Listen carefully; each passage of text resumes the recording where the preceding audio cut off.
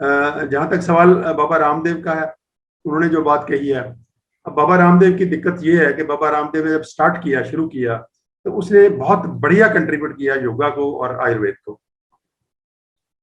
Wonderful contribution है उसकी, मैं उसका बहुत बड़ा फैन रहा हूं उनका, और उनकी अभी भी इज्जत करता हूं इस बात के लिए कि उन्होंने आयुर्वेद और योगा को बहुत बड़ी कंट्रीब्यूशन दी है। बहुत बड़ा उन्होंने एक उनका स्टेटस जो है इंडिया में आयुर्वेद का और योगा का, उसको बहुत ऊंचा उठाया है, और उनमें उसका योगदान को हम छोटा नहीं करके देख सकते। लेकिन उन्होंने इतनी हिस्टोरिकल ब्लंडर्स भी की हैं साथ में, जो जिसकी वजह से आम लोग उनसे, काफी सारे लोग जो हैं, जो पर्टिकुलर आइडियोलॉजी से नहीं सहमत, वो उनसे नाराज हैं। जैसे एक ही धर्म के साथ अपने आप को अलाइन करना, हालांकि शुरू में वो बहुत क्लियरली स्टेट करते थे कि योगा एक साइंस है, इसका धर्म से कोई लेना देना नहीं है, लेकिन बाद में वो डिस्टॉर्ट होती होती बात एक धर्म से जोड़ दी उन्होंने, फिर एक पॉलिटिकल पार्टी से जोड़ दी। ये उससे भी आगे बड़ी बड़ी बड़ी दुर्भाग्यपूर्ण बात हुई कि एक ही पार्टी से के साथ वो जुड़ने लगे, एक ही पार्टी की बात वो करने लगे, एक ही पार्टी की वो पॉलिटिक्स करने लगे, और वो भी बहुत ही कोई सूक्ष्म लेवल पे नहीं, बहुत ही क्रूड लेवल पे की उन्होंने। फिर जो उनका जो कॉर्पोरेटाइजेशन हुआ पूरे का पूरा, आयुर्वेद में बिजनेस करना कोई बुरी बात नहीं है, आयुर्वेद में बिजनेस करें, वो बहुत बढ़िया बिजनेस करें, लेकिन अच्छा बिजनेस करें, गुड बिजनेस करें, और वो कर सकते थे बड़े आराम से, कोई दिक्कत नहीं थी। लेकिन वो उस बिजनेस को भी उन्होंने जब जो किया, तो उसमें बहुत सारी अनएथिकल चीजें की, बहुत सारी एडवर्टाइजमेंट्स में बहुत सारी अनएथिकल बातें की। उसको जो जो जो प्रोडक्ट्स हैं उनके, उनकी जो उनमें भी काफी काफी सारे कॉम्प्रोमाइजेस हैं। तो ये जो बातें सारी हुई, उसकी वजह से वो लोगों में, कॉमन मैन के लिए वो थोड़े से उसमें दिक्कत आई उनको, कि वो उनको लोग एक किस्म का हेट करने लगे। तो ये मुझे लगता है ये अभी जो कंट्रोवर्सी आई आईएमए वर्सेस बाबा रामदेव ना, बाबा रामदेव अभी रिप्रेजेंटेटिव है आयुर्वेद का और योगा का। तो ये अनफॉर्चुनेट बात हो गई कि जो लोग बाबा से नफरत करते हैं, वो आयुर्वेद और योगा से भी नफरत करने लगेंगे। ये इमोशनल आदमी का यही प्रॉब्लम होती है। इमोशनल आदमी रैशनल नहीं होता, तो कॉमन मैन एक इमोशनल सा व्यक्ति होता है। जब वो किसी व्यक्ति को नफरत करता है, तो उसे वो इन टोटलिटी नफरत करने लगता है। उसका ये नहीं कहेगा कि वाह ठीक है, बाबा में ये भी बुरी बातें हैं, लेकिन अच्छी बातें भी हैं। तो ये दिक्कतें जो हैं, ये हमको फेस करनी पड़ेगी, और हमको क्लियरली डिफरेंशिएट करना चाहिए कि बाबा ने जो गलतियां की हैं, उसको हम डिफेंड नहीं कर सकते, ना हमको डिफेंड करना चाहिए। और नादर बाबा को भी हमको अपील करना चाहिए कि आपने जो कुछ भी किया है, उसको आपको दुरुस्त करना चाहिए। और आप अगर आयुर्वेद और योगा के रिप्रेजेंटेटिव के तौर पे रहते, तो आप आज दुनिया के बहुत बड़े एक यूनिवर्सली एक्सेप्टेड लीडर होते। आपने खुद ही एक ऐसी अवस्था में अपने आप को डाल लिया है जहां पे आप एक कंट्रोवर्शियल बिजनेसमैन हो गए हो। तो ये मुझे लगता है हमको रिकॉग्नाइज करना बहुत जरूरी है कि ये दिक्कत आएगी हमको, और आ रही है। लेकिन हमको बिल्कुल डिफरेंशिएट करना चाहिए। आयुर्वेद एक पद्धति है, एक पद्धति नहीं, एक वे ऑफ लाइफ है। और वे ऑफ लाइफ वो लाइफ है, जो लोग बाबा रामदेव के विरोधी भी होंगे, वो भी अपनी अपनी जिंदगी जीवन में आयुर्वेद अपना रहे हैं, ये नहीं कि वो नहीं अपना रहे। इसलिए उनको भी ये सोचना पड़ेगा कि आयुर्वेद बहुत बड़ा है किसी भी बाबा से। आयुर्वेद कोई बाबा की जेब में नहीं डला हुआ। आयुर्वेद को बाबा ने अपना स्टेटस बनाने के लिए, अपना बिजनेस बनाने के लिए आयुर्वेद की साइंस का सहारा लिया है, वो अलग बात है। लेकिन कोई बाबा की पर्सनल प्रॉपर्टी नहीं है कोई भी। आयुर्वेद की बहुत बड़ी साइंस है, बहुत बड़ी पद्धति है, और वो हर हर व्यक्ति के दिल में है। हर व्यक्ति उस हिसाब से जीने की कोशिश करता है, और उससे उसे उसे वो उसे बेनिफिट भी करता है। तो इस जो एट प्रेजेंट मोमेंट एलोपैथी जो है, जो जिस ढंग से वो इम्प्लीमेंट की जा रही है इंडिया में, वो बहुत ही क्रूडिफाइड है। मान लीजिए, ये जो जितना खर्चा होता है, मतलब जितनी कॉस्टली है वो, पहली बात तो, और कॉस्टली भी नहीं, जितनी उसमें अनएथिकल इमोरल बातें हो रही हैं पूरी की पूरी, जो जो जो इस एपिडेमिक में तो बहुत ही ऑब्वियस सामने आई है कि कैसे ये सारे का सारा जो जो जैसे लोगों को हॉस्पिटल में दाखिल किया जाता है, फिर कैसे उनको लूटा जाता है, और कैसे अननेसेसरी उनको ट्रीटमेंट दी जाती हैं।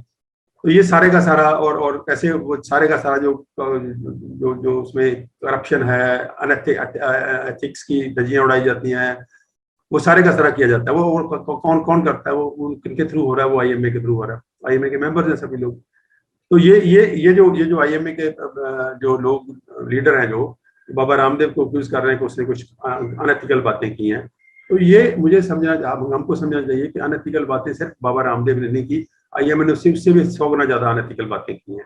तो वो बड़ी ऑब्वियस है, लोग उसको जो जो लोग किसी टाइम पे डॉक्टर का भगवान का रूप मानते थे, आज वो ओपनली में कहते हैं कि डॉक्टर शैतान का रूप है। तो ये कहीं ना कहीं कैसे क्यों हुआ? क्योंकि वही लोग जो जो जो जो जो जो IMA के मेंबर हैं, उन लोगों की कुछ पिछले सालों की, पिछले 20-30 सालों की जो जो प्रैक्टिस है, वो उसके लिए जिम्मेदार है। तो वो अनएथिकल बातें उन्होंने उनके जरिए भी हुई हैं। तो इसलिए अनएथिकल बातों के लिए किसी को ये कहना कि उसको इंटरनेशनल करार दे दिया जाए या उनको उनको देशद्रोही का वो दे दिया जाए क्योंकि वो पर्टिकुलर ट्रीटमेंट को नहीं मानते, पर्टिकुलर वैक्सीनेशन की अपोजिशन करते हैं, तो पर्टिकुलर वैक्सीनेशन और पर्टिकुलर ट्रीटमेंट की आलोचना क्यों नहीं होनी चाहिए? अगर वो साइंस है तो साइंस में और वो बताएं कि उस साइंस को कहां पे टेस्ट किया गया।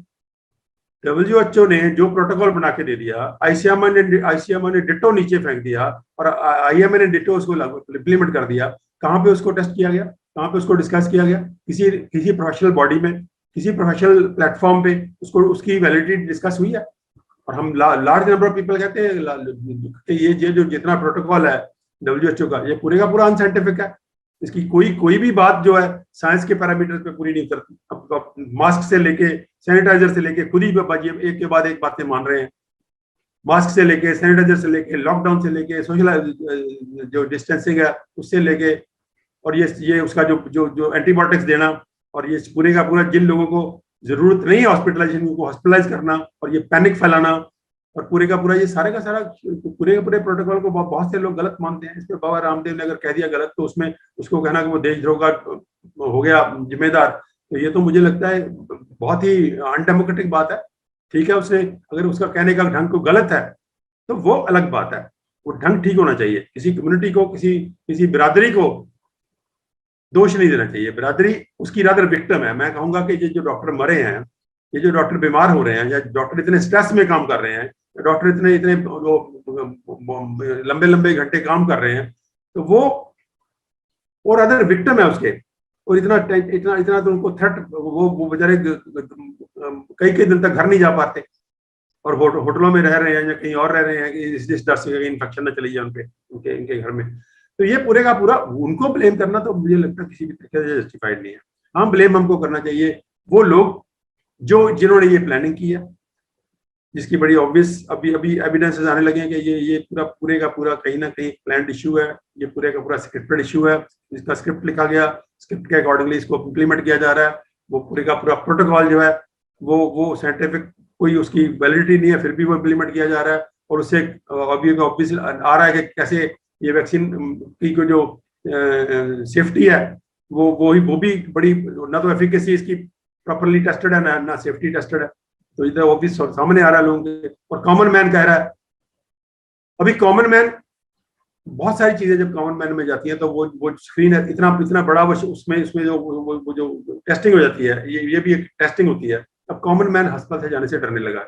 अब उसका क्या कारण है?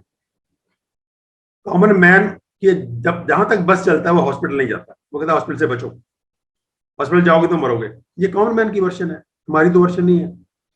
ये वर्शन कहां से बनी कि वो जो हॉस्पिटल जा रहे हैं उनकी डेथ ज्यादा हो रही है क्योंकि वो प्रोटोकॉल ठीक नहीं है। उस प्रोटोकॉल में एक एक चीज को की साइंटिफिक वैलिडिटी को क्वेश्चन किया जा सकता है।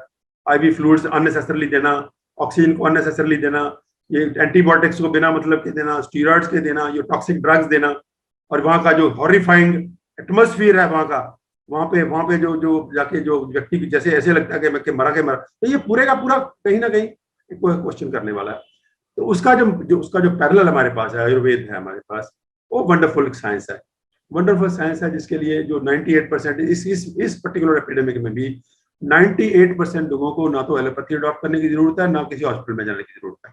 वो जो 2% सीरियस होने वाले हैं उनको सिर्फ हॉस्पिटलाइजेशन की जरूरत पड़ेगी, और वो हॉस्पिटलाइजेशन अभी एलोपैथी के ही पास है। वो अनफॉर्चुनेट हमारे लिए कि हमारी गवर्नमेंट्स ने आयुर्वेद को, जैसे अंग्रेजों ने बहुत सिस्टमेटिकली आयुर्वेद को नुकसान पहुंचाया, आयुर्वेद को दबा के रखा और सिस्टमेटिकली उसको किल किया, वही पॉलिसी लगभग हमारी गवर्नमेंट्स की चल रही है। और वो किल नहीं कर रहे तो कम से कम उसको रिवाइव करने की कोशिश भी नहीं कर रहे। तो उसकी वजह से क्या हुआ कि ये जो पूरे का पूरा हॉस्पिटल का इंफ्रास्ट्रक्चर है, हम बहुत सालों से ये कहते रहे हैं, मैं पर्सनली खुद कहता रहा हूं कि इंटीग्रेट होना चाहिए।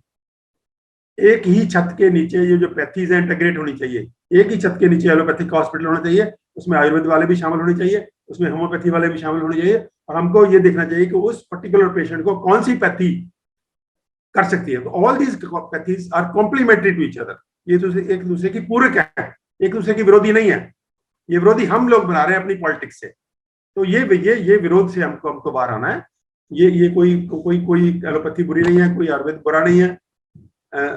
एलोपैथी की अपनी बहुत सुंदर चीजें हैं। एलोपैथी का जो सर्जिकल एस्पेक्ट है, जिस उसका इंटेंसिव केयर का एस्पेक्ट है, उसका हड्डियां जोड़ने का, आंखों के ऑपरेशन करने का, सर्जरीज का, इंटेंसिव केयर का, वंडरफुल है वो। और उसकी जो समझ है, डायग्नोस्टिक्स है, और साइंस को अप टू डेट लेवल पे जाके साइंस हेल्थ को कैसे समझा जाए, वो भी एपिडेमियोलॉजी की साइंस ने दी है। Epidemiology science is part of the allopathic science.